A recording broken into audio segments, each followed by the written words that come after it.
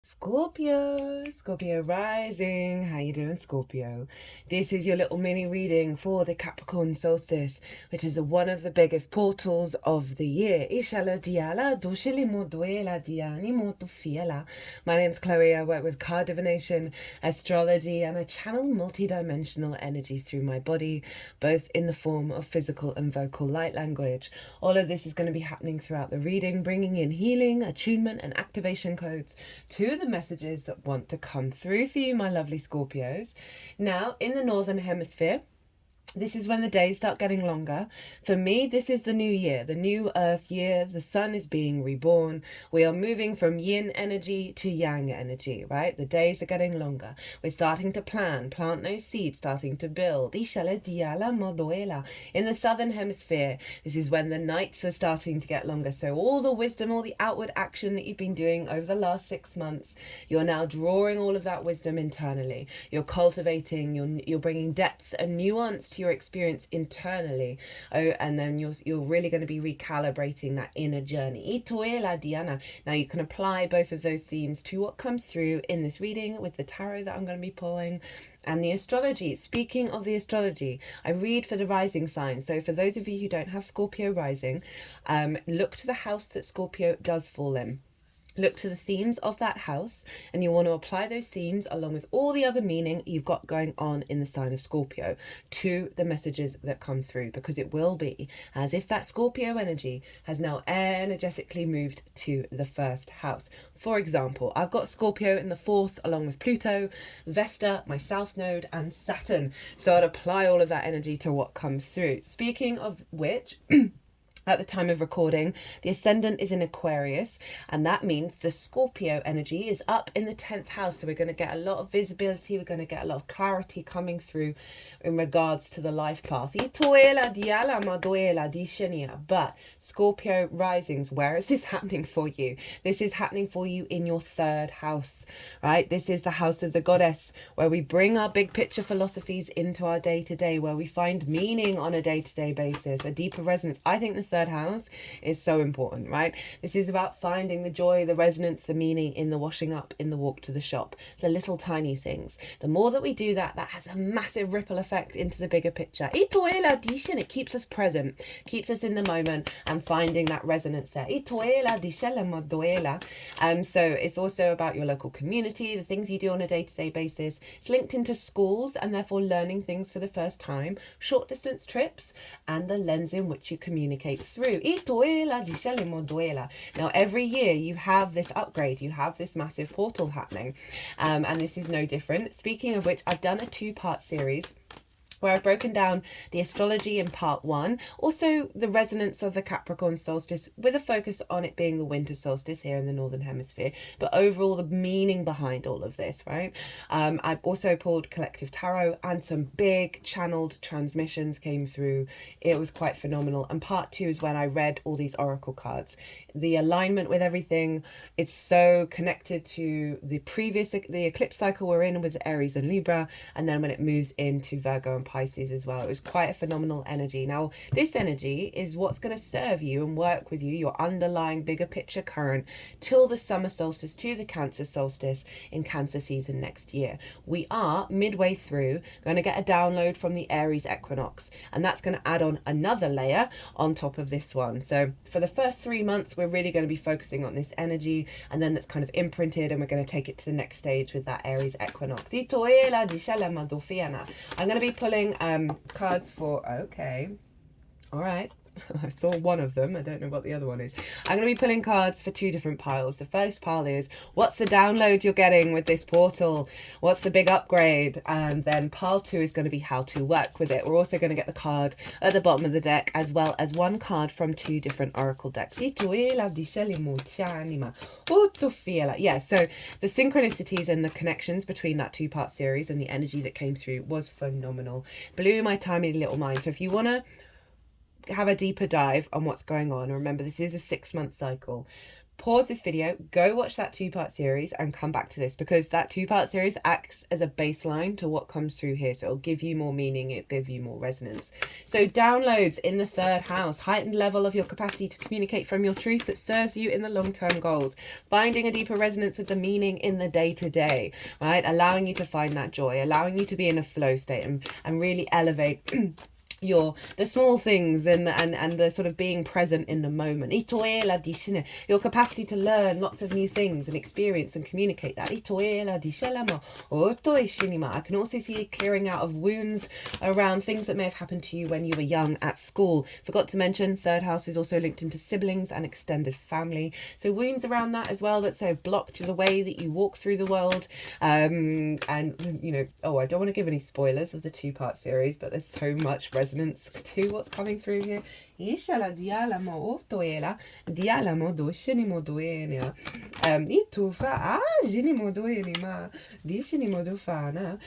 just so much resonance with the house of the goddess, of embodying your true goddess energy, right? Of being in that flow, finding the meaning, finding the depth in your own little days, your personal experience, and a stronger resonance around that frequency. Being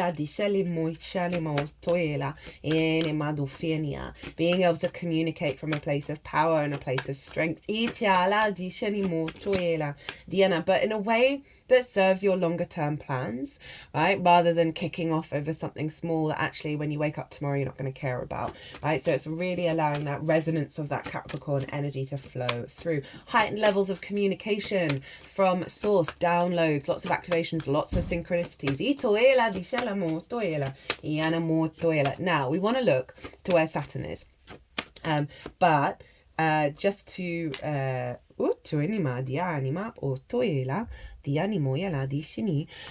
this sun was square the nodes in Aries and Libra, so the 6th house of work and your 12th house of your unconscious responses, and the magic of your soul are getting in alignment with you being able to show up in the day-to-day, right? Really commit and release limiting beliefs and unconscious responses from that 12th house and activate the magic of your soul in the way that you move through on the day-to-day. So that's just a quick little thing. Again, I talk about that in a lot more detail in the collective reading. Now Saturn rules Capricorn, so whatever's going on with Saturn is influencing what's going on with this download. And Saturn's over in Pisces, your 5th house of your creation energy, the house of joy. You may not have felt like that while Saturn's been there. I mean, that's just part of the process. It happens once every 30 years, but trust and believe Saturn is establishing stronger foundations of maturity and your legacy when it comes to your creation energy. So, everything that I'm going to say stems from your creation energy. Pleasure, amusement, games, play, children, both literal and figurative children, such as your inner child, and creative things you birth into the world that feel like your children.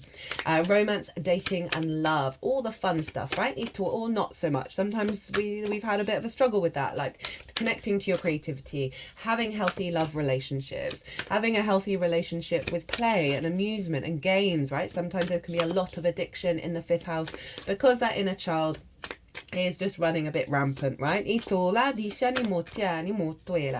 Saturn is influencing this energy, bringing more creative energy and structure from that creation energy, from your joy into your day-to-day, right? Finding more resonance that way. I can see a lot of deep healing happening with your inner child and your capacity to communicate with your inner child and activate certain portals that's allowing to heal that inner child energy.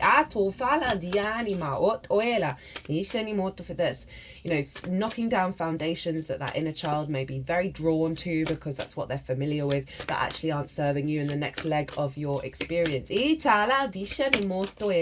Getting really serious about a creative project that you're then able to put in the work on a day-to-day basis, finding the resonance of the way that you're getting your downloads in regards to your creativity, your passion, your joy. You can see a big recalibration around all of that that's serving your longer term unfoldment.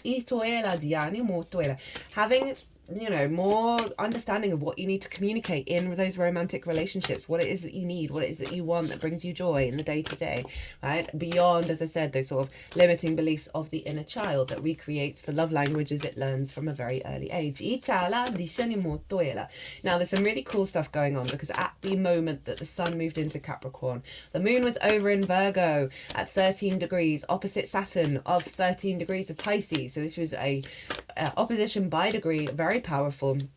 And again, this is why it's tying in the Libra Aries axis as well as the shift into Virgo and Pisces that we'll have at the beginning of next year. This is in your 11th house of hopes and dreams, friends, groups and alliances, reaping the benefits from your 10th house. And this is the house of good spirits. So the moon was there, more intuitively guided towards your hopes and dreams that nourish you and serve you, being able to facilitate that on a very intuitive level from an act of strengthening your creative power and the way that you find pleasure in the world. So really being able to facilitate doing the thing in alignment with that creativity and the accessing of a higher level of hopes and dreams, right? So often the 11th house I find can be blocked because of our inability to receive, right, for various reasons. And so there's a real sense of shifting around that, a shifting of that in your perspectives and how you apply that in the day-to-day that's allowing for a greater resonance of your intuitive body to connect to things that serve you in the long term and serve your creativity and your joy in the long term. Otto fiela di anima, otto ela, disceni molto fala. We also have, this also could be about connecting intuitively to soul family, bigger communities, feeling more confident, more in alignment with yourself. Also with the moon in the 11th, this can be about group think. Itala di animoto ela. And a release around that isn't serving how you access your creation energy. Saturn establishing a stronger foundation of creativity, of joy, of pleasure, that perhaps is accessing a higher level of receiving the benefits from your 10th house. They are both square. Mercury over in Sagittarius and Jupiter over in Gemini. Now, Mercury's in your second house of your resources, your skills and your tools of how you manifest and bring in regular income, the things that you value, and most importantly, how you value yourself. If you don't value yourself unconditionally, right, this means we place value in things that distort our own sense of value. This means we cannot access our skills and our tools at the highest level and manifest at the highest level because we're in a state of doubt, in a state of not feeling worthy, right, to receive a pay rise, to receive a sense of deepening of understanding of your own value, right, of an elevation, all those things. So Mercury's there, lots of ideas, lots of communications, lots of flow state, lots of downloads, lots of shifting in perspectives in regards to how to utilize your skills and tools to manifest your hopes and dreams from a creative place. This really could be an alignment around creativity in the way that you work, finding more resonance within that is then just giving you more ideas and more inspiration of where to go with your sense of resources and your flow. Jupiter's over in the 8th house of the outside world's resources. This is the exchange between you and anything other than yourself, right? Mortgages, loans, bonuses, commissions, inheritance, 3D and cosmic. It's also about the relationship dynamics with you and anything other than yourself, the giving and receiving. We can have scarcity complexes here, fear mindset, right? Overindulgence, codependency, hyper independence, right? Where all things that go to extremes that are out of balance with how you engage with the outside world and how it engages with you. And Jupiter's there, really realigning your perspectives around scarcity, opening you up to more curious pathways of resources and what that means and relationship dynamics, and really allowing you to break free from old aspects. But there's also this blend between Jupiter and the outside world's resources, as well as Mercury over in your resources. So there's a boost here, and this is all feeding into Saturn and therefore feeding into this moon. And with that this could really see a shift in abundance energy around the outside world's resources, facilitating those hopes and dreams, facilitating your creative energy and your capacity to take your resources to the next level. And this can also just generally you being more at peace with not having any of that, and you still walking your path and you still putting in the effort every day to find that joy and resonance of manifesting your hopes and dreams. And the knock-on effect of that is when we get out of conflict of expecting things from the outside world and realizing we have all the resources within us, right? This is then we get out of conflict, and that's when things start to fall into place. And this is all feeding into the sun in the sign of Capricorn. So This is you being able to apply all of this energy into your daily practices, right? Into how you find meaning in the day-to-day, in how you're communicating with yourself. I could see an upgrade of a sort of more serious energy around how you're manifesting, right? And how you're thinking about your hopes and dreams, just a realignment with perspectives in the way that you communicate that is fulfilling those needs over in the 11th of your hopes and dreams. Right, that is the astrology. Tried to be as quick as possible. Oh, 14 minutes. Let's get into the tarot. Dice ni molto. So I saw one of these cards, and that was the Magician, but you got Jupiter as well. So Jupiter and Mercury's the Magician card. They're ruling the whole chart. They've been ruling the whole chart for a while now. And so there's a real shift around perspectives and how we communicate going on right now. And here we have the Three of Swords in reverse. We've got the Wheel of Fortune and the Magician. So this is the download, right, of releasing those wounds, those perspectives that have blocked your heart from truly flourishing, right, of finding that resonance, of finding that meaning in the day, of speaking from your heart, right, of learning new things, of allowing your heart to explore new avenues beyond the old cycles of the wounds. Right, this is really allowing you to find that meaning and step outside of grief, outside of that pain of the heart, of things that may have happened to you in the past, right? We're bringing in a dimensional frequency that is giving us a lot of solace and a lot of peace, and it's acting as a balm to soothe that frequency and activate one that allows us to genuinely be open to the miracles, to the abundance around us. And we got the Wheel of Fortune. So this is saying fate is changing in your favor, right? There's a sense of looking at your day-to-day, the meaning that you're finding, the way that you communicate is coming from more of a Jupiterian energy, right? That jovial spirit, the positivity, the good vibes, right? The faith, the trust in what's happening and what's unfolding, and you finding that comforting to you being able to be present in the day-to-day. But there's definitely a shift going on in your third house, you know, rather than feeling like you're at the bottom of the wheel, right? This is a more of a positive outlook. And obviously Jupiter, if you want to think where Jupiter is over in your 8th, as I said, of the outside world's resources and your interaction with it. So again, moving away from a scarcity complex here with that Wheel of Fortune, and I'm really here for it. And then we got the Magician. Hello, Mercury. Right, this is you being in your full power in your day-to-day. This is phenomenal, right? Of the awareness of those little things all build up. They're all resources for you to manifest. And Scorpio, spoiler here, the Magician showed up in 3 different tarot decks in that 2-part series that was to do with this reading. So I love that this is showing up for you, right? And so this is as within, so without. So with that 3 of Swords in reverse, with that Jupiter energy, and then the Magician, this is a recalibration of your inner realm, of how you're finding that joy, and how with the vibration, that because it's the lens in which you communicate through, and it's also your environmental frequency. So there's a shift happening here around that that's allowing you to step into the Magician, right? And realize that you are the manifestor of your reality. Everything around you is a resource. Everything's just a tool. It's our perspective around it. And the Magician understands that and is able to utilize what it has in order to manifest and create. So that's tying in with the resources side of it, the creativity and the hopes and dreams of your capacity to put things into action. Now, how to work with this energy.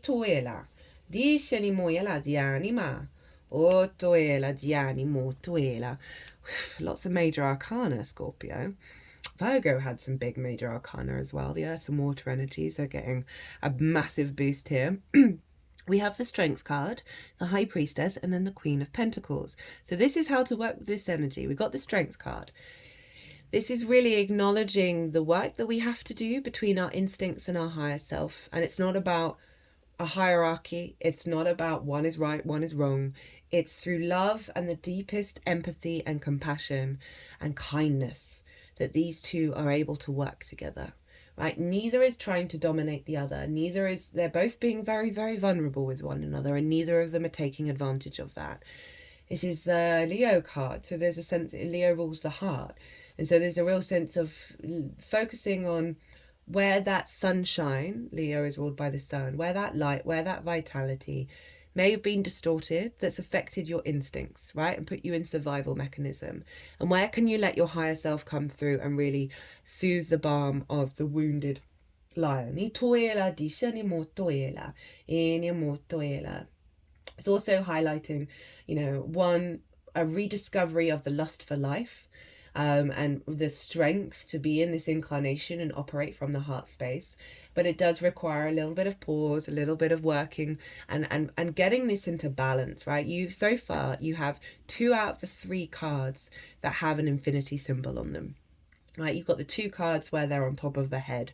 So there's something around higher energy coming through your crown chakra, and you might want to open up to a little meditation in the morning of opening up that crown chakra and letting it flow through you, right, to the root chakra, which is where we get that fear, and now we can't find that meaning in the little things. We can't be present. We're hyperactive. So there's definitely a lot of resonance here of doing a lot of heart work. Obviously Mars is there, and that's having a big impact. Speaking of which, for those of you who would like a private reading on a Mars retrograde, with this Mars retrograde, those readings are 50% off at the moment. So email me directly if you want to take me up on that offer. So being very kind, very loving to yourself, understanding that there may be parts in either side that may be trying to dominate, and where can you bring into balance. There may be parts you don't want to look at. That it's about giving utter unconditional love and support, and it's also about co-creation and collaboration. So there's parts of yourself that have been dormant that are now being activated, and that you're able to work with to bring you into a state of strength, inner strength. This is also, as I said, that Leo energy of like your environmental frequency. And this is about a recalibration of that via the heart and bringing more light and bring more joy in it. So it is calling on you to find those moments when you're feeling in that flow state between your higher self and your instincts, and really allow the joy to ripple through you in those moments. We then have the High Priestess. So after the inner work, right, of the Strength card, this is activating the High Priestess, and the High Priestess knows she's drawing towards. So I just clocked. Sorry, sometimes my brain takes a little while to make connections. So you've got the Magician and the High Priestess here, and I love that the High Priestess is how to get to the Magician, because for me, if I put the High Priestess before the Magician, she knows that she is this is the moon energy. She's drawing towards her that which brings abundance and fertility. There's a real sense of knowing here. She's gone beyond faith. She knows this is the reality. When you work with both the material and the spiritual realms, right, of the 2 pillars, of blending those together and realizing the power of your capacity to just surrender, let go of the worry, and things will unfold in a way that serves you. So they're calling on you to cultivate this energy after you've cleared some frequency with that Strength card. Okay, we've got the Queen of Wands in reverse. I just wanted to do a clarification of like how to work with the Strength card. And it's saying, where's your instincts block? Where's your capacity to cultivate your independence, your passions, your desires, right? Your ability to always find the sunlight, right? With that sunflower. They're asking you to reflect on this block, and you're going to get some channeling energy come through that's facilitating the healing of that. So the High Priestess, right, that very yin energy of surrender. When we let go of conflict, we let go of control, we let go of planning, we let go of that anxiety and that cortisol, and we channel that High Priestess and soften our energy field. That's when the Magician comes through. That's when the action and the instinct comes through from a place of clarity, right? Of then you do those actions from that sense of surrender. So it is saying, look, just relax, follow your intuition, trust in the process that you're evolving and changing and finding more resonance with the truth of your of reality, which is the magical reality that we're all embodying, and letting go of fear and worry, which can really dampen how we find meaning in the day-to-day. And then we've got the Queen of Pentacles. So this is big cultivation energy, right? Cultivation of abundance, cultivating your environment, very fertile energy. She gives good advice as well, so sometimes we don't listen to our own advice. And this is really letting you know, okay, maybe if you're really good at giving advice to other people, you got to toe the line. You got to put it into practice. But it's yin energy, right? You got quite a lot of yin energy, all feminine energies, feminine figures on these cards. And not sex specific. We have them all within us of really bringing nuance and depth to your understanding of abundance, right? Your understanding of creation energy and fertility and building and cultivating that frequency within yourself, knowing that you're being held, knowing that you're being nourished by your surroundings, and really allowing that to ripple through you in your body. You might want to do a practice with your physical vessel of bringing the balm and the support and the love from the Queen of Pentacles into every single part of your body, right? Maybe like a yoga nidra, but with the intention of bringing in the Queen of Pentacles, because it is saying that, you know, if you let go of that fear, right, you're going to be able to cultivate your own experience at a higher level. At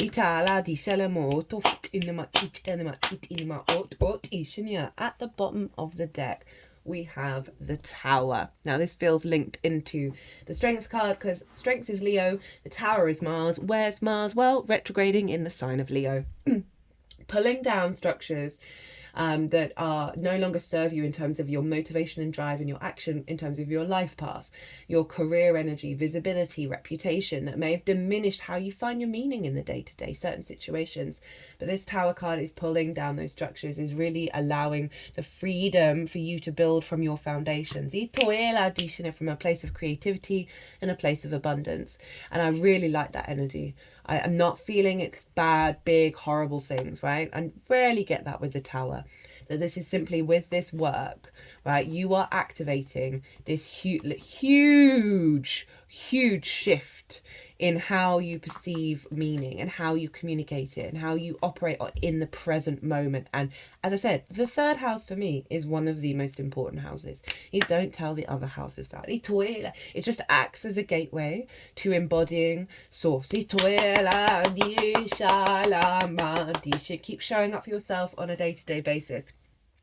Keep finding ways of tending to that, maybe getting out in nature a bit more, feeding yourself in a really healthy way, you know, really sort of nourishing your vessel. Right, what have we got? So, from a Rainbow Brainskull, we have... all the decks are in the description box, by the way, if any of them take your fancy. Yes, hi, I'd like for everything to stay the same. And that is so funny with the Tower, because I often link tornadoes into the Tower energy, because it's kind of just like clearing the deck's frequency. Imagine how archaic things would be if a paradigm never shifted. Sometimes stuff needs to be moved around. It may appear worse at first, but when the dust settles, you will be grateful for this new configuration. So hold the face, hold the line. This is serving you. This is getting you out of a really fixed energy and allowing the Magician and the High Priestess to come through. It's just, you know, you couldn't really get any more empowering cards if you tried. Remember that Three of Swords in reverse. And that can be what feels so disruptive. All my third eye's throbbing at that, because we're so used to that grief. We're so used to that pain, and when we're shifting beyond it, we can feel really disorientated. It can feel like a lot of discombobulation going on. Our nervous system is so used to that frequency that it's then going to need some time to recalibrate. And now doing some work around the third eye, and that's the deeper inner High Priestess knowing to trust in it, right? Really trust in it. So then we have First Breath, Beginner's Mind. This feels very Jupiter in Gemini. A fresh start, a renewed curiosity, natural trust, Beginner's Mind. When the First Breath card shows up for you, it's time to leave the old stories and tales behind. Well, there you go. You have arrived. Take a deep breath and another. There is nothing else you need to do but take in this new world that is revealing itself around you. Trust your natural curiosity. There is no need to dwell on how difficult the journey has been or how tight the passage to get where you are now. Just take it all in and experience the awe and wonder of your arrival at this destination, even if it is a familiar place you have come to many times before. So appropriate for the third house of like the day to day, right? The sort of the mundane tasks that we have to do, and finding and activating a higher level around all of that. Oh, here for it. Itoe la dishenia. Dishenia. Try to experience it as if for the first time, for you are renewed and the old you is no longer your concern. Practice the beginner's mind, not labeling or naming what you see and experience, right? We jump to assumptions so quickly, and it's been really loud for me around with people around me, with myself, of seeing like assumptions lead to real sort of jarring energy, real misdirection, and often causing one side or the other to feel a bit of pain, to go into a bit of state of worry. And that's got really, really loud. And you know, I always want to keep bringing that in of like, try your best not to make assumptions about what's going on, what other people are doing, what they're thinking, how things are going to turn out, because it just takes up so much room. Ask the questions. Don't make assumptions, ask the questions. You know, I've noticed in myself, I've been making assumptions about people that are old versions of them.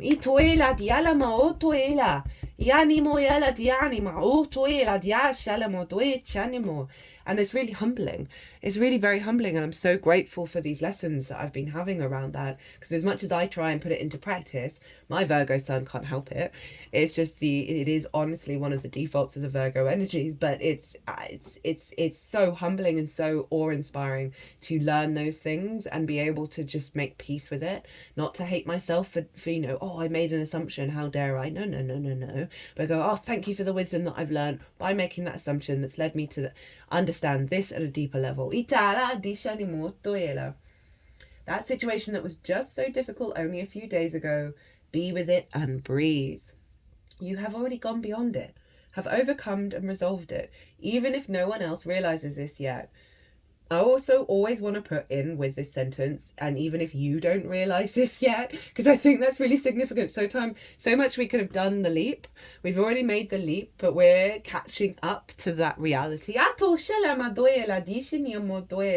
Do not squander the power of first breath, giving the old narrative mouth-to-mouth resuscitation. Use it for new beginnings, to animate a world you can play and create in. Hello, Saturn in the 5th. Do not underestimate the power of your breath and the magic of the word. Well, Scorpio, that was a beautiful reading. I hope you enjoyed it. I hope it resonated. If you did, hit that like button. Leave me a comment. What were you doing around the Capricorn solstice that was this weekend? I'd love to hear from you. It brings me a lot of joy. If you want a personal reading, my website is everywhere. If you want to pay by PayPal, email me directly. Can be about absolutely anything. It's always an honor to read for people. It just I love personal readings. They just bring me so much joy. The power that comes through in what other people's higher selves have to say is just phenomenal. Scorpio, be good to yourself, be good to those around you, safe travels, and be well until we meet again.